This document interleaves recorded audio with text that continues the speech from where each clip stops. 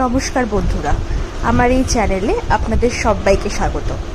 আজকে আমি শেয়ার করব আপনাদের সাথে আমার কিছু থ্রিলিং এক্সপিরিয়েন্স, পুরুলিয়াতে সেকেন্ডবার যাওয়ার একটা সুন্দর কাহিনী। আমার সাথে ছিল আমার বেস্ট ফ্রেন্ড, আমার কলিগ, জুনিয়র কাম কলিগ, আমার বোন এবং আমার বেস্ট ফ্রেন্ডের ভাই।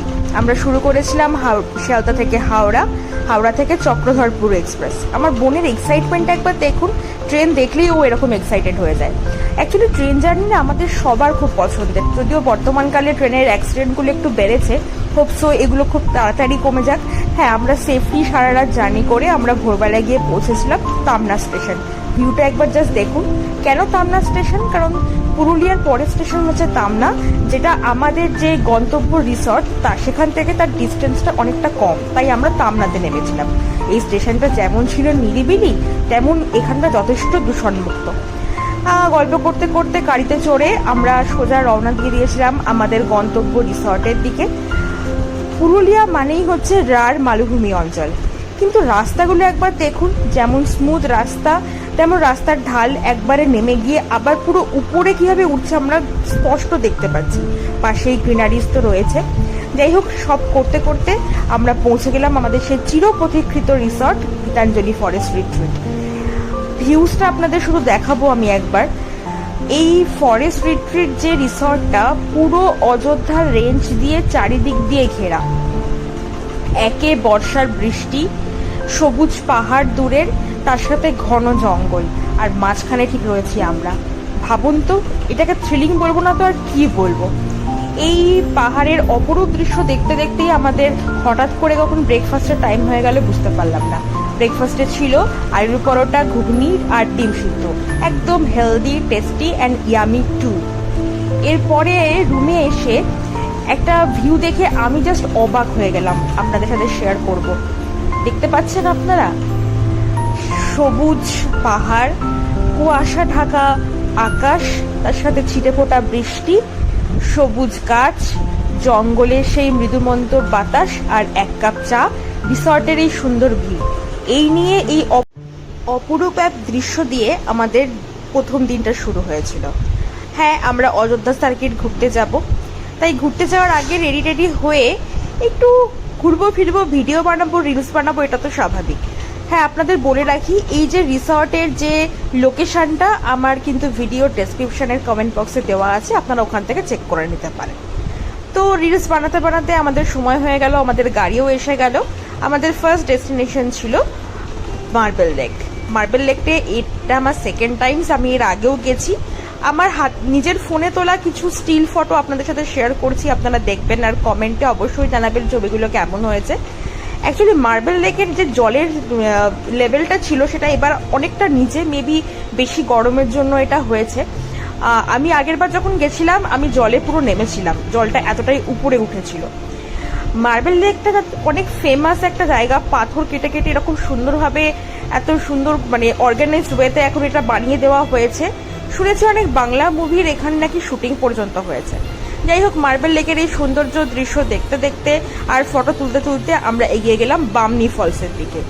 বামনি ফলস কিন্তু ভীষণ বিখ্যাত একটা ফলস, 1000টা সিঁড়ি দিয়ে নামতে হয়।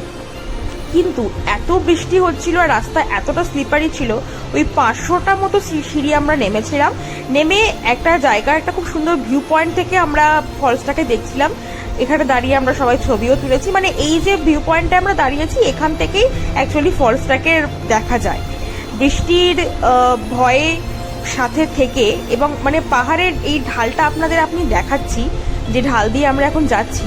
মানে দেখুন, এই যে টেম্পারেচার আপনারা দেখতে পাচ্ছেন, এই যে রোদটা দেখতে পাচ্ছেন, একটু পরে যে কখন বৃষ্টি চলে আসবে আমি নিজেও জানি না, আমরা সত্যিই বুঝতে পারি না। মানে এটাকে পাহাড়ের ঠিক খামখেয়ালিপনাই বলতে পারে। রাস্তায় পড়েছিল এরপরে দুর্গা ফলসে আমরা দাঁড়াইনি, কারণ ওই একই ব্যাপার, বৃষ্টি পড়ছিল। এইভাবে আমরা চলতে চলতে চলে গেলাম আপার ড্যামের দিকে। এখন যে ফটোগুলো আপনারা দেখছেন, এটা আপার ড্যামের ফটো। আপার ড্যাম অনেকটা বড় অংশ জুড়ে বিস্তৃত, অনেকটাই মাসানজোরের মতো। এখানে আমরা সবাই দাঁড়িয়ে কিছু ফটো ভিডিও এর সাথে তুলেছিলাম। অ্যাকচুয়ালি আপার ড্যামে যেভাবে নামতে দেয়, লোয়ার ড্যামে কিন্তু সেরকম নামার কোনো ব্যবস্থা থাকে না, তাই আমরা আপার ড্যামে দাঁড়িয়েই অনেক ছবি তুলেছিলাম।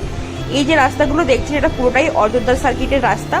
এখন যে রাস্তাটা দেখছেন এটা বুঝতেই পারছেন এটা একটা গ্রাম্য অঞ্চলের রাস্তা। আসলে আমরা মুখোশ গ্রামের দিকে এগিয়ে যাচ্ছি।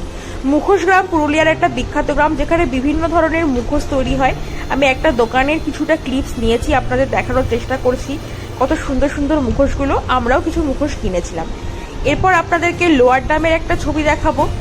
লোয়ার ড্যামটা অ্যাকচুয়ালি আমরা মার্বেল লেক থেকেই প্রথমে লোয়ার ড্যাম হয়েই আমরা আপার ড্যামের দিকে যাচ্ছিলাম, কিন্তু লোয়ার ড্যামে ওই যে বললাম নামতে দেওয়া হয় না। তো এই আর কি। এছাড়াও রয়েছিল ময়ূর পাহাড়, পাখি পাহাড়। অ্যাকচুয়ালি ময়ূর পাহাড়, পাখি পাহাড় এগুলো প্রত্যেকটাই একটা না ওই পাহাড়ের চূড়া মতো একটা অংশ, যেখান থেকে আপনি ওই 0 পয়েন্টের মতো ভিউ পাবেন। কিন্তু অ্যাকচুয়ালি সবসময় যে ময়ূরের পাখি পাওয়া যায় তার কিন্তু কোনো গ্যারান্টি নেই।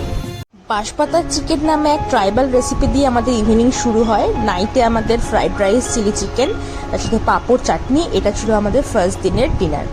এরপর ডে 2, হ্যাঁ ডে 2তে আমরা সবাই একটু ট্র্যাডিশনাল করে নিয়েছিলাম। আর আমরা এরপরে ডিম টোস্ট জাতীয় কিছু খেয়ে আমরা রেডি হয়ে গেছিলাম আমাদের ডেস্টিনেশনের জন্য। ট্র্যাডিশনাল করার কারণটা বলছি, কিন্তু আমার বোন কিন্তু অলওয়েজ ওয়েস্টার্ন পছন্দ করে। হ্যাঁ, ট্র্যাডিশনাল করার কারণটা এটাই যে আমাদের প্রথম যে ডেস্টিনেশন ছিল সেটা হচ্ছে পুরুলিয়ার প্রায় 250 বছরের পুরনো একটা মন্দির, যার নাম দেউলঘাটা। স্ট্রাকচারটা দেখেই বোঝা যাচ্ছে কতটা পুরনো হতে পারে এই মন্দিরটা। এখানে মন্দিরে বেশ কিছু মেয়েদের ভিড় ছিল, মেনলি শিব মন্দির, তো সবাই এখানে পুজোর থালা সাজিয়ে চলে এসেছিল পুজো দিতে। আমরা এখানে দেখে এরপর এখান থেকে বেরিয়ে আবার সেই অযোধ্যা সার্কিটের সেই পাহাড়ি রাস্তা ধরে আমরা পৌঁছে যাচ্ছিলাম আমাদের নেক্সট ডেস্টিনেশন, যেটাকে বলে মুরগুমা লেক। মুরগুমা লেক থেকে আমরা পৌঁছে গেছিলাম একটা ভিউ পয়েন্টে, যে ভিউ পয়েন্টটা নিয়ে আপনাদের পরে বলছি। এই মুরগুমা লেকটাও কিন্তু অনেক বড় এবং অনেকটা অঞ্চল জুড়ে বিস্তৃত। এই যে লেকটা আপনারা দেখতে পাচ্ছেন, আর এই যে উপরের ভিউ পয়েন্টটাতে আমরা পৌঁছেছি, এটা সুইসাইড পয়েন্ট। সুইসাইড পয়েন্ট নামটা শুনেই বোঝা যাচ্ছে যে এটা মেবি কোনো একটা ঘটনা প্রচলিত আছে, যার জন্য নামটা এরকম হয়েছে। এখানে উঠে আমরা সবাই মানে এখানে এই ব্যাপারটা অনেকটা সেই 0 পয়েন্টের মতো। আপনি উপরে যত উঠে যাবেন সেখান থেকে আপনি পুরো পুরুলিয়াটাকে দেখতে পাবেন। এত বৃষ্টি হয়েছে আর পাথরগুলো এতটা স্লিপারি ছিল যে অনেক ভেবে চিনতে পা ফেলতে হচ্ছিল, কারণ আমরা তো জানি slow but steady in the race, তাই বেশি তাড়াহুড়ো করার কোনো প্রয়োজন নেই। কোথায় পৌঁছে গেছি দেখুন হাঁটতে হাঁটতে। এরপর মুরগুমা লেক দেখে, হ্যাঁ এই যে দেখুন পাহাড়, নদী, জঙ্গল, যেখানেই যাই না কেন বন্ধুরা থাকলে একসাথে রিলস বানাতে হবে। এরপর আমরা লাঞ্চ সেরে নিয়েছিলাম ফিরে এসে। এরপর তো রাতের বেলাতে আমাদের তামনা স্টেশন থেকে ফেরার ট্রেন, সেই সেম আমাদের রাত 8:30টার সময় ট্রেন ছিল, চক্রধরপুর এক্সপ্রেস। তবে হ্যাঁ, তামনা স্টেশনটার নির্জনতা, ওখানকার অন্ধকার, এই সব কিছু দেখে কিন্তু ফেরার সময় একটা অদ্ভুত শিহরণ আমাদের হয়েছিল। দেয়ার ওয়াজ সামথিং স্পুকি। হ্যাঁ, আমাদের কোনো সুপার ন্যাচারাল কিছু দেখিনি, কিন্তু স্টেশনটা সত্যি স্পুকি বলতেই হবে। ট্রেনের আনন্দ করতে করতে আবার রাতটা কি করে কেটে গেল বুঝতেই পারলাম না। যাই হোক, এইভাবে আমাদের 2 রাত 3 দিনের জার্নি এখানেই শেষ হয়ে গেছিলো। আমরা সবাই আবার একসাথে হাওড়া স্টেশনে পৌঁছে গেছিলাম। হাওড়া থেকে যে যার ডেস্টিনেশনে যে যার বাড়ি। তো আমার এই ভিডিওটা যদি আপনাদের ভালো লেগে থাকে, আপনারা অবশ্যই ভিডিওটাকে লাইক, শেয়ার করবেন, সাবস্ক্রাইবও করবেন এবং অবশ্যই ভিডিওর উপরে দেওয়া ওই বেল আইকনটা প্রেস করে দেবেন।